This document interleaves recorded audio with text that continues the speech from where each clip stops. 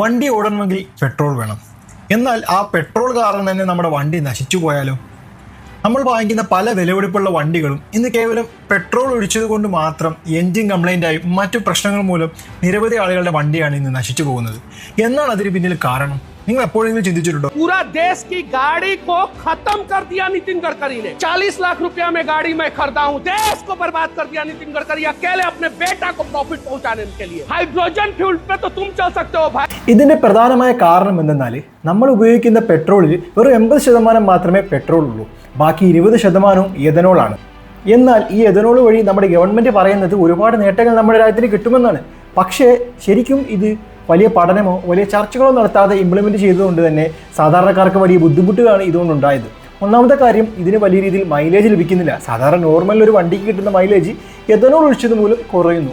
അതുകൂടാതെ വണ്ടിക്ക് engine complaint പോലുള്ള വലിയ വിഷയങ്ങളിലേക്ക് കടക്കുന്നു. അതിനപ്പുറം ഏറ്റവും വലിയ വിഷയം എന്ന് പറഞ്ഞാൽ, സാധാരണഗതിയിൽ എല്ലാവരും പറയും എഥനോൾ ഇന്ത്യയിൽ ഉൽപ്പാദിപ്പിക്കുന്നതാണ്, അതിന് വില കുറച്ച് നമുക്ക് പെട്രോൾ കിട്ടുമെന്ന്. പക്ഷേ അവിടെയും വലിയ മാറ്റം ഉണ്ടാകുന്നില്ല. കാരണം വിലയും അതേപോലെ തന്നെ നിലനിൽക്കുന്നു. എന്നാൽ നമുക്ക് വിശദമായിട്ട് സംസാരിക്കാം. നമുക്കിതിനെക്കുറിച്ച് ഉള്ള 5 ചോദ്യങ്ങളും അതിനുള്ള പരിഹാരവുമാണ് ഞാൻ ഇന്ന് ഈ വീഡിയോയിൽ പറയാൻ പോണത്. നമ്മുടെ ടാങ്കിനകത്ത് നമ്മൾ ശരിക്കും എന്താണ് അടിക്കുന്നത്? നമ്മുടെ ഗവൺമെൻറ് എന്തുകൊണ്ടാണ് ഇത് ചൂസ് ചെയ്തത്? ഇതുണ്ടാകുമ്പോൾ നമ്മുടെ നാട്ടിലുണ്ടാകുന്ന എക്കണോമിക് ബെനിഫിറ്റ് എന്തൊക്കെയാണ്? ഇതൊരു ആൾട്ടർനേറ്റീവ് ആണോ? അല്ലെങ്കിൽ ഇതിൽ നമ്മൾ ഏതാണ് നമുക്ക് ഉപയോഗിക്കേണ്ടത്? ആദ്യം തന്നെ നമുക്ക് എന്താണ് എഥനോൾ എന്ന് പറയാം. എഥനോൾ എന്ന് പറയുന്നത് ഒരു ആൽക്കഹോളിക് കണ്ടന്റ് ആണ്. ഇത് സാധാരണയായി കരിമ്പിൽ നിന്നും അതുപോലെ ചോളത്തിൽ നിന്നുമാണ് ഉൽപ്പാദിപ്പിക്കുന്നത്. ഇത് ഇന്ത്യയിൽ മാത്രമല്ല, ഇതിനു മുമ്പ് ബ്രസീൽ, അർജന്റീന പോലുള്ള പല രാജ്യങ്ങളും ഇത് ഉൽപ്പാദിപ്പിക്കുന്നുണ്ട്. ഈവൻ ചൈന പോലും ഇത് ഉൽപ്പാദിപ്പിക്കുന്നുണ്ട്. പക്ഷേ പ്രശ്നം ഇവിടെയല്ല. ഇന്ത്യൻ ഗവൺമെന്റ് എന്തുകൊണ്ട് ഇത് ചൂസ് ചെയ്യുമെന്ന് ചോദിച്ചാൽ, പ്രതിവർഷം $128 ബില്യൺ നമ്മൾ എണ്ണ ഇറക്കുമതിക്ക് വേണ്ടി മാത്രം നമ്മൾ ചെലവഴിക്കുന്നത്.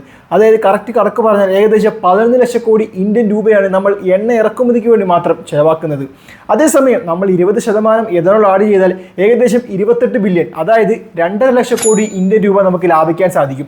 അതുവഴി നമുക്ക് 2.5 ലക്ഷം കോടി വിദേശനാണ്യ ശേഖരം, കരുതൽ ശേഖരം നമുക്ക് സൂക്ഷിക്കാം. അതുവഴി നമ്മുടെ ഇന്ത്യൻ എക്കോണമിക്ക് വലിയ ഗുണം ലഭിക്കും. രണ്ടാമത്തെ കാര്യം, ഇന്ന് നമ്മൾ കാണുന്ന ഒരു ന്യൂസാണ്, ദിനം പ്രതിയാണ് ഓരോ കർഷകരും ആത്മഹത്യ ചെയ്യുന്നത്. ഇത്തരം പ്രൊജക്റ്റ് വഴി കർഷകർക്ക് വലിയ വരുമാനം ലഭിക്കുകയും കൂടുതൽ കൃഷിയെ പ്രോത്സാഹിപ്പിക്കാനും സാധിക്കും. കാരണം എഥനോൾ വേണമെങ്കിൽ ഭൂരിഭാഗം കൃഷിയുമായി ബന്ധപ്പെട്ട ഉൽപ്പന്നങ്ങൾ വഴിയാണ് എഥനോൾ ഉൽപ്പാദിപ്പിക്കുന്നത്.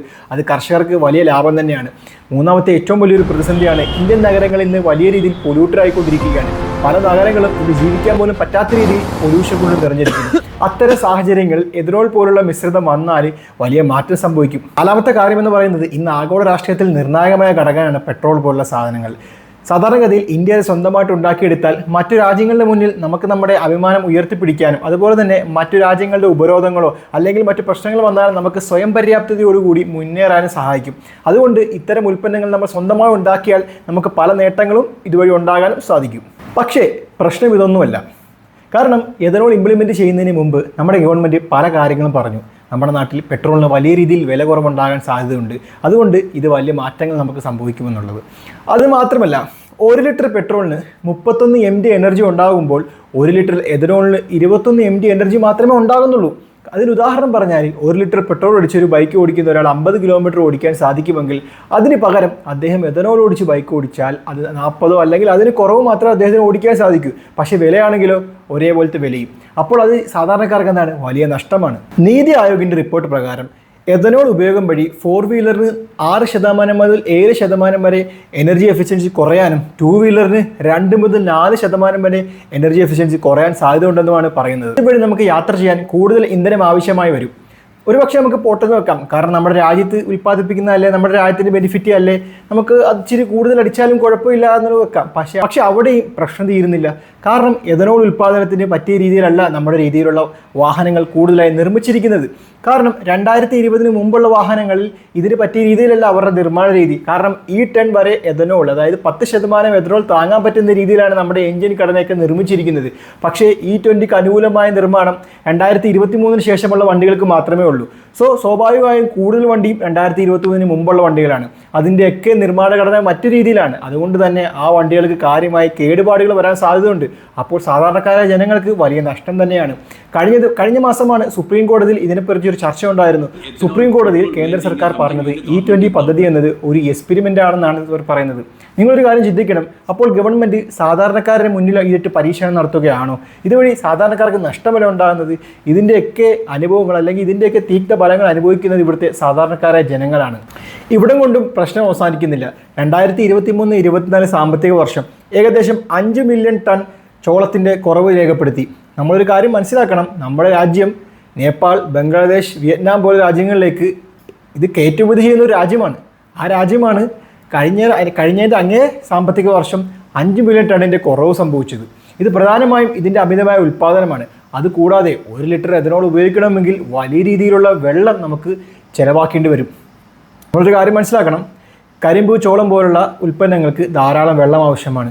മറ്റു കൃഷി ഉൽപ്പന്നങ്ങളെ അപേക്ഷിച്ച് വലിയ രീതിയിൽ വെള്ളം ഒഴിക്കണം. അതുകൂടാതെ ഇത് എഥനോൾ പ്രോസസ്സിങ്ങിനും വലിയ രീതിയിലുള്ള ശുദ്ധമായ ജലത്തിൻ്റെ ചിലവ് വരുന്നുണ്ട്. അപ്പോൾ വലിയ രീതിയിൽ വെള്ളത്തിൻ്റെ ആവശ്യം വരും. ഇതിൻ്റെ ഏറ്റവും വലിയൊരു വിഷയം എന്നാൽ എഥനോൾ ഫാക്ടറി കൂടുതലായി ഉള്ളത് മഹാരാഷ്ട്രയിലാണ്. നമ്മൾ മഹാരാഷ്ട്ര വെള്ളത്തിന് വലിയ രീതിയിൽ പ്രതിസന്ധി നേരിടുന്നൊരു സംസ്ഥാനമാണ്. അതുകൂടാതെ മുംബൈ പോലുള്ള നഗരങ്ങളും മറ്റു മഹാരാഷ്ട്രയിലെ പല സ്ഥലങ്ങളിലും ഭൂഗർഭ അറയിൽ വെള്ളം പോലും ലഭിക്കുന്നില്ല എന്നുള്ളതാണ്. അവിടുത്തെ പോലും വെള്ളം വറ്റി വരണ്ടിരിക്കുന്നു. ഈ മൺസൂണിൽ കാര്യമായ മഴയും ലഭിച്ചിട്ടില്ല. അതുകൂടാതെ നമ്മൾ കണ്ടതാണ് മഹാരാഷ്ട്രയിലെ പല സ്ത്രീകളും വെള്ളത്തിനായി കിലോമീറ്ററുകളോളം നടക്കുന്നു, വെള്ളത്തിനായി അവർ കഷ്ടപ്പെടുന്നു, ഒരുപാട് ദുരിതം അനുഭവിക്കുന്ന സ്ത്രീകളെ നാം കണ്ടതാണ്. ഇതിൻ്റെ തിക്തഫലം അനുഭവിക്കുന്നത് സാധാരണക്കാട്ടുള്ള ജനങ്ങൾ തന്നെയാണ്. പിന്നെ എല്ലാവരും എടുത്തു പറയുന്ന കാര്യമാണ് ഇത് ക്ലീൻ ആയിട്ടുള്ളൊരു ഫ്യൂലാണെന്ന്. പക്ഷേ ഇതിൻ്റെ നിർമ്മാണത്തിന് പിന്നിലും വലിയ പൊല്യൂഷനുണ്ട്. കാരണം നമ്മൾ അടുത്തിടെ പല യൂട്യൂബ് ചാനലുകളിലൂടെ പല മാധ്യമങ്ങളിലൂടെ നാം കണ്ടതാണ്. നോർത്ത് ഈസ്റ്റിലെ ഒരു ഫാക്ടറിയിൽ ഒരു പ്രകൃതി രമണീയമായ സ്ഥലം, നല്ല പച്ചപ്പുകൾ നിറഞ്ഞ സ്ഥലത്ത് പുതിയ ഫാക്ടറി വന്നു. ഇതിൻ്റെ നിർമ്മാണം മൂലം ആ ഏരിയയിലെ ജനങ്ങൾക്ക് അവിടെ വാസയോഗ്യമല്ലാത്ത രീതിയിലുള്ള പൊല്യൂഷൻ സംഭവിച്ചു. അവിടുത്തെ മറ്റു ജൈവഘടനയെ പോലും മാറ്റം സംഭവിച്ചു. അപ്പോൾ ഇതിന് പിന്നിലും വലിയ രീതിയിലുള്ള പൊല്യൂഷൻ വരാൻ സാധ്യതയുണ്ട്. ഇതിലായി ഇലക്ട്രിക് വാഹനങ്ങളുണ്ട്, CNG വാഹനങ്ങളുണ്ട്, അതുപോലെ തന്നെ ബയോഡീസൽ വാഹനങ്ങളുമുണ്ട്. പക്ഷേ എന്തുകൊണ്ടാണ് ഗവൺമെൻറ് ഇത് ചൂസ് ചെയ്തത്? നിങ്ങൾ എപ്പോഴെങ്കിലും ചിന്തിച്ചിട്ടുണ്ടോ? ഇതുകൊണ്ട് 2 പേർക്കാണ് ബെനിഫിറ്റ് ഉണ്ടാകുന്നത്. ശരിക്കും ഈ ഒരു പദ്ധതി ഗവൺമെൻറ് 2030 നടപ്പാക്കാനാണ് പ്ലാൻ ചെയ്തത്. പക്ഷേ 5 കൊല്ലം മുന്നേ, അതായത് 2025 മുതൽ എന്തുകൊണ്ട് നടപ്പാക്കി? നിങ്ങൾ എപ്പോഴെങ്കിലും ഇതിനെക്കുറിച്ച് ചിന്തിച്ചിട്ടുണ്ടോ? അതിന് പിന്നിലും പല കാരണങ്ങളുണ്ട്. കാരണം പ്രതിവർഷം ഇന്ത്യക്ക് 11 ബില്യൺ ലിറ്റർ എഥനോൾ മാത്രമേ ആവശ്യമുള്ളൂ. പക്ഷേ നിലവിൽ ഏകദേശം 24 ബില്യൺ ലിറ്ററാണ് എഥനോൾ പ്രൊഡ്യൂസ് ചെയ്യുന്നത്. അവിടെ വലിയ രീതിയിൽ സർപ്ലസ് ഉണ്ട്, സാധനങ്ങൾ വിറ്റഴിഞ്ഞു പോകുന്നില്ല. അതിന് പ്രധാനപ്പെട്ട കാരണം ഗവൺമെൻറ് വലിയ രീതിയിൽ ഗ്രാൻഡും മറ്റ് ആനുകൂല്യങ്ങളും കൊടുത്തതുകൊണ്ട് തന്നെ ഇതിന് വലിയ രീതിയിലുള്ള ഇൻവെസ്റ്റ്മെൻറ്റ് നടന്നു. അതിൽ കൂടുതലും രാഷ്ട്രീയക്കാരായിരുന്നു. അതും ഭരണ പ്രതിപക്ഷ വ്യത്യാസമില്ലാതെ എല്ലാ നേതാക്കൾക്കും വലിയ ഇൻവെസ്റ്റ്മെൻറ്റും ഒരുപാട് ആൾക്കാർക്ക് ഓണർഷിപ്പും ഇതിന് മുന്നിലുണ്ടായിരുന്നു. സോ അവരെ സംബന്ധിച്ചിടത്തോളം അത് വലിയ നഷ്ടത്തിലേക്ക് സംഭവിക്കും. അതുകൊണ്ട് തന്നെയാണ് ഇത് വളരെ നേരത്തെ ഇംപ്ലിമെൻറ്റ് ചെയ്യാൻ കാരണം. ഇത് നിലവിൽ E20 മാത്രമല്ല, E85, E100 പോലും ഇന്ന് നിലവിലുണ്ട്. ഡൽഹിയിൽ എഥനോളിന് വേണ്ടി മാത്രം തന്നെ ഒരു പമ്പ് പോലും ഇന്ന് തുറന്നിട്ടുണ്ട്. ഈ നയം നടപ്പാക്കിയത് ആരെന്ന് എനിക്കറിയോ? അതിപ്പോഴത്തെ കേന്ദ്ര ഗതാഗത വകുപ്പ് മന്ത്രിയായ ശ്രീ നിതിൻ ഗഡ്കരിയാണ്. 1995 അദ്ദേഹം മഹാരാഷ്ട്ര മന്ത്രിയായിരിക്കുന്ന സമയത്ത് തന്നെ അദ്ദേഹം ഏകദേശം 11ഓളം ഷുഗർ കെയിൻ പ്ലാന്റുകളാണ് അദ്ദേഹത്തിന് സ്വന്തമായി ഉണ്ടായിരുന്നത്. ആ സമയത്ത് തന്നെ അദ്ദേഹം പറയുന്നുണ്ടായിരുന്നു നമ്മുടെ പെട്രോളിൽ 10% ഈ എഥനോൾ ഇത് കൊണ്ടുവരണമെന്നുള്ളത്. അദ്ദേഹം അതിനുവേണ്ടി പല സെമിനാറുകളും പലതും വന്ന് സംഘടിപ്പിച്ചിരുന്നു. എന്നാൽ പിന്നീട് 2014 ഇവർ കേന്ദ്രത്തിൽ അധികാരം കിട്ടിയതിന് ശേഷമാണ് ഇതിന് അവർ കൂടുതലായി ഫോക്കസ് ചെയ്ത് പരിപാടി ചെയ്യാൻ തുടങ്ങിയത്. കെയിൻ അഗ്രോ എന്ന അദ്ദേഹത്തിൻ്റെ മകൻ്റെ കമ്പനി കഴിഞ്ഞ വർഷം മകൻ്റെ കമ്പനി ഏകദേശം 18 കോടിയോളം രൂപ മാത്രം ലാഭമുണ്ടായിരുന്ന കമ്പനി വെറും കുറഞ്ഞ വർഷങ്ങൾക്കുള്ളിൽ ഏകദേശം 536 കോടി ലാഭമാണ് അവർ ഉണ്ടാക്കിയെടുത്തത്. അതായത് 2000% വളർച്ചയാണ് അവർ കുറഞ്ഞ കാലയളവിൽ ഈ ഷുഗർ കെയിൻ, അതായത് ഈ എഥനോൾ ബേസ് ചെയ്ത് ഈ ഉൽപ്പന്നങ്ങൾ മൂലം അവർ ഉണ്ടാക്കിയെടുത്ത നേട്ടം. ഇതൊരു കോൺഗ്രസ് നേതാവാണ് ഇതിനെപ്പറ്റി പറഞ്ഞത്. അപ്പോൾ നമ്മൾ ചിന്തിക്കണം എത്രത്തോളമാണ് ഇതിന് പിന്നിലെ രാഷ്ട്രീയം എന്തെന്നത്. പക്ഷേ വേറൊരു എടുത്തു പറയേണ്ട കാര്യം, അദ്ദേഹത്തിൻ്റെ മകനോ അല്ലെങ്കിൽ അദ്ദേഹം മാത്രമല്ല ഇതിന് പിന്നിൽ അല്ലെങ്കിൽ ഇതിനു വേണ്ടി ഒരുപാട് ലാഭം ഉണ്ടാക്കുന്ന പല പ്രമുഖരായിട്ടുള്ള ഇൻവെസ്റ്റേഴ്സും അല്ലെങ്കിൽ പല പ്രമുഖരായിട്ടുള്ള രാഷ്ട്രീയ നേതാക്കൾക്കും വലിയ രീതിയിൽ ലാഭം ലഭിച്ചിട്ടുണ്ട് ഇതിന് പിന്നിൽ. നമുക്കിവിടെ രാഷ്ട്രീയമെല്ലാം അവസാനിപ്പിക്കാം, നമുക്ക് ചർച്ചയിലോട്ട് വരാം. നിങ്ങൾ ഇതിൽ ഏത് വാഹനം ചൂസ് ചെയ്യാനാണ് താല്പര്യപ്പെടുന്നത്? നിലവിൽ പല ഓപ്ഷനുകളുണ്ട്. കൂടുതൽ ആളുകളും പറയുന്നത് ഇലക്ട്രിക് വാഹനങ്ങളായിരിക്കുമല്ലേ. പക്ഷേ ഇലക്ട്രിക് വാഹനങ്ങൾക്ക് ഗവൺമെൻറ് ആനുകൂല്യം കൊടുത്തിട്ടുണ്ട്. ഇലക്ട്രിക് വാഹനങ്ങൾ നിലവിൽ 18% എന്നുള്ള നികുതി ഘടന 5% കുറച്ചു. അതുകൂടാതെ ഡൽഹി ഗവൺമെൻറ് 2028 പെട്രോൾ 2 വീലേഴ്സ് എല്ലാ രജിസ്ട്രേഷൻ അവർ നിർത്തിവെക്കുമെന്നാണ് പറയുന്നത്. 2028 ശേഷം ടൂ വീലർ ഇലക്ട്രിക്കിന് മാത്രമേ ഒരു ആനുകൂല്യം കൊടുക്കുന്നുള്ളൂ. ആദ്യ വർഷം 30,000 സബ്സിഡിയും അത് കഴിഞ്ഞുള്ള രണ്ടാമത്തെ വർഷം 20,000 സബ്സിഡിയും മൂന്നാമത്തെ വർഷം 10,000 സബ്സിഡിയും നൽകി അവർ വലിയ ആനുകൂല്യം അവർ കൊടുക്കുന്നുണ്ട്. പക്ഷേ അവിടെയും പ്രശ്നം നിൽക്കുന്നില്ല. കാരണം ഇലക്ട്രിക് വാഹനങ്ങൾക്ക് ഉപയോഗിക്കുന്ന ബാറ്ററി ലിഥിയം ബാറ്ററി, അതിൻ്റെ പല മെറ്റീരിയലുകളും പല ഐറ്റംസും നമ്മൾ ഇന്നും വിദേശ രാഷ്ട്രങ്ങളിൽ നിന്ന് ഇറക്കുമതി ചെയ്യുന്നതാണ്, പ്രത്യേകിച്ച് ചൈനയിൽ നിന്ന്. കാരണം അതിലെ പല മെറ്റീരിയൽസും നമുക്ക് ഇന്ത്യയിൽ ഉൽപ്പാദിപ്പിക്കാൻ സാധ്യമല്ല. അവിടെയും നമ്മൾ വിദേശ രാഷ്ട്രങ്ങൾ തന്നെയാണ് ആശ്രയിക്കുന്നത്.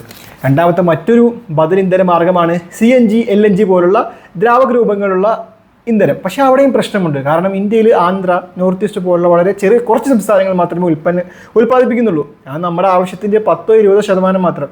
ബാക്കി 80% നമ്മൾ വിദേശത്ത് നിന്ന് ഇറക്കുമതി ചെയ്യുകയാണ്. ഇങ്ങനെയൊക്കെ പ്രതിസന്ധി മറ്റു ബദൽ ആയിട്ടുള്ള ഫ്യൂലിന് നിലവിലുണ്ട്. ഇതിൽ നിങ്ങൾ ഏത് ചൂസ് ചെയ്യും എന്നുള്ളത് നിങ്ങളുടെ അഭിപ്രായം നിങ്ങൾ കമൻറ്റ് ബോക്സിൽ രേഖപ്പെടുത്തുക. എൻ്റെ അഭിപ്രായം എന്ന് പറയുന്നത് ഇന്ത്യ ഒരു 140 കോടി ജനങ്ങളുള്ള ഒരു രാജ്യമാണ്. കേവലം പെട്രോൾ, ഡീസൽ അധിഷ്ഠിതമായി മറ്റു ആൾട്ടർനേറ്റീവ് ആയിട്ടുള്ള ഇന്ധനം നമ്മുടെ രാജ്യത്തിന് ആവശ്യമാണ്. കാരണം 140 കോടി ജനങ്ങളുണ്ട്. ഇന്ത്യ ഒരു സാമ്പത്തിക ശക്തിയാണ്, ഒരു വലിയ രാജ്യമാണ്. സോ പല രാജ്യങ്ങളും ഇന്നെന്താണ് പെട്രോൾ പോലുള്ള ഉൽപ്പന്നങ്ങൾ വഴി നമ്മളെ ഉപരോധത്തിലാക്കാൻ കഴിയും. അതിന് ഏറ്റവും വലിയ ഉദാഹരണമാണ് ഇസ്രായേൽ പോലുള്ള യുദ്ധത്തിൽ ഇറാന് വിജയം കിട്ടാൻ കാരണമായ പ്രധാനപ്പെട്ട കാരണം അത് തന്നെയാണ്. ആ ഇന്ധന വില പ്രതിസന്ധി ഉണ്ടായത് മൂലമാണ് അമേരിക്ക പോലും യുദ്ധം നിർത്താൻ വരെ സാഹചര്യം ഉണ്ടായത്. സോ ഇത്തരം വിഷയങ്ങൾ ഭാവിയിൽ ഇന്ത്യക്കും വരാൻ ചാൻസ് ഉണ്ട്, ഇത്തരം യുദ്ധ സാഹചര്യങ്ങൾ. സോ അത്തരം സമയങ്ങളിൽ നമ്മൾ സ്വയം പര്യാപ്തമാവേണ്ടത് നമ്മുടെ ആവശ്യമാണ്. പക്ഷേ ഇത്തരം പദ്ധതികൾ നടപ്പാക്കുമ്പോൾ കേവലം ഓരോ വ്യക്തികളുടെ താല്പര്യങ്ങൾ അല്ലെങ്കിൽ കേവലം ബിസിനസ്സുകാരുടെ സ്വാർത്ഥ താല്പര്യങ്ങൾക്ക് വേണ്ടി മാത്രം നിലകൊള്ളാതെ നമ്മുടെ രാജ്യത്തെ ജനങ്ങളുടെ താല്പര്യം, പൊതു അഭിപ്രായം മാനിച്ച് വളരെ ചർച്ച നടത്തി പഠനം നടത്തി വളരെ വ്യക്തതയോടുകൂടി ഈ പദ്ധതി കൊണ്ടുവരിക. കാരണം E20 നയം 2030 ഇത്രയും പ്രതിസന്ധി ഉണ്ടാകത്തില്ല.